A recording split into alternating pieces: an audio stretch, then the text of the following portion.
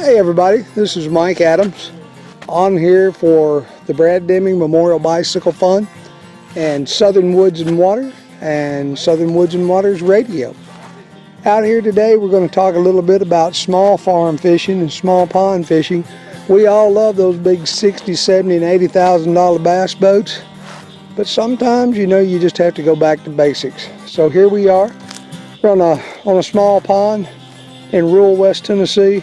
We're going to be primarily crappie fishing again today, but we'll catch a bass along, we'll catch a shell cracker along, but we're going to just talk about really what we're doing and how we do it, and hope you enjoy the show, folks. Yeah.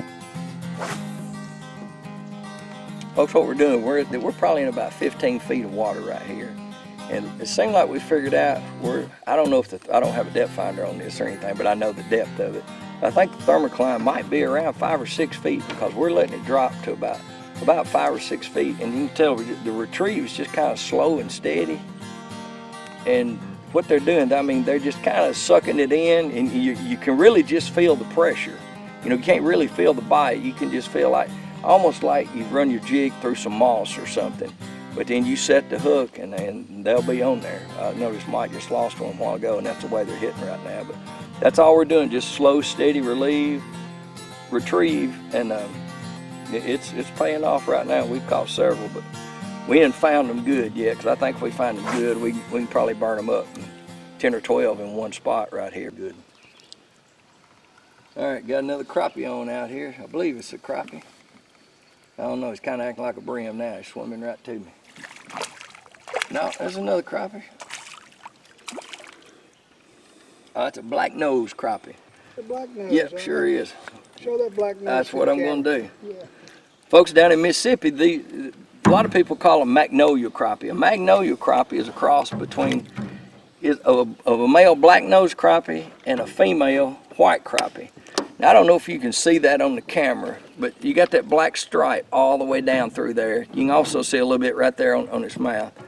But in Tennessee, the TWRA breeds these in a hatchery, but this is a bona fide black nose crappie right here. So they stock them in a lot of lakes.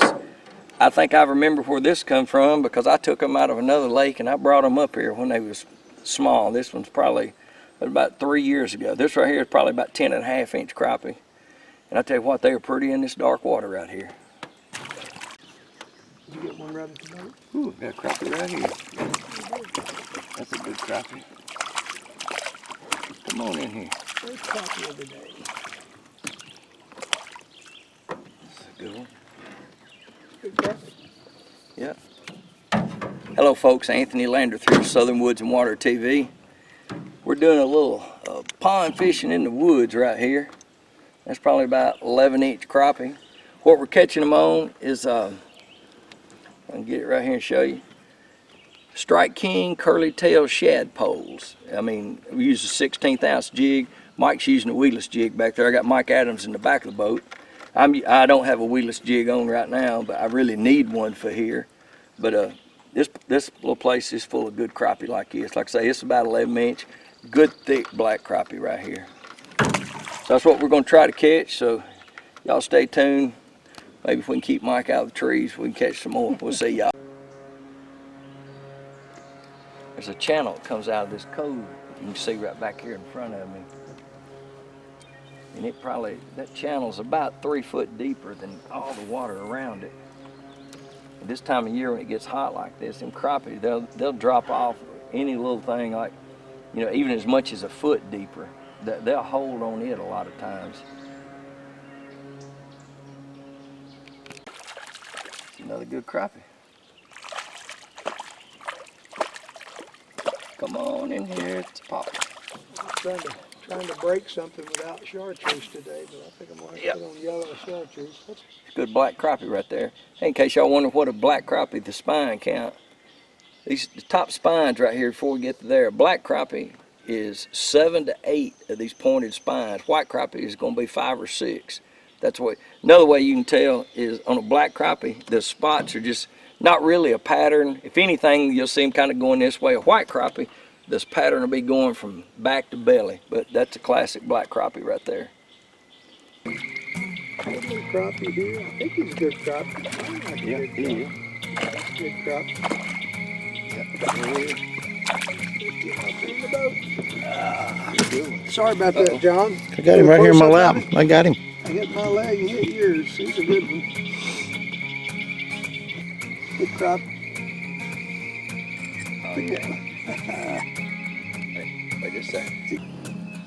Folks, just, y'all hear me talk about a Arky crappie crank.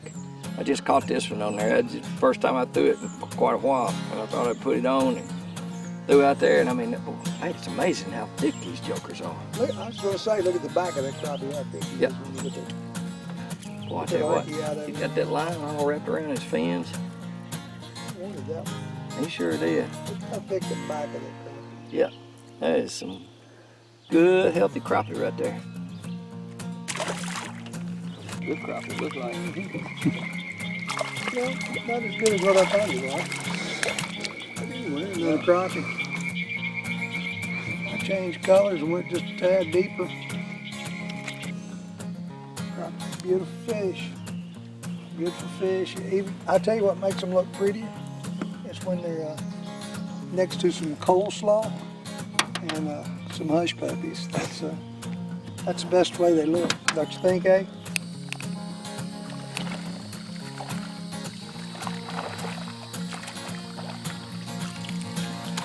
That's another black nose. Sure is.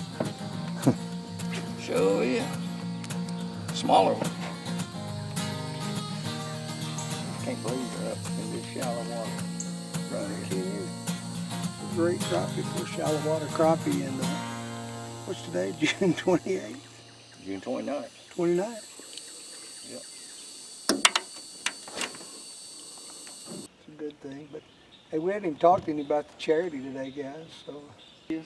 yeah, got several hunts coming up, and we're gonna do a little video tomorrow and talk about the hunts that we have coming. And man, I tell you what, we've got some great hunts in Kentucky and Illinois, Texas. A lot of things happen.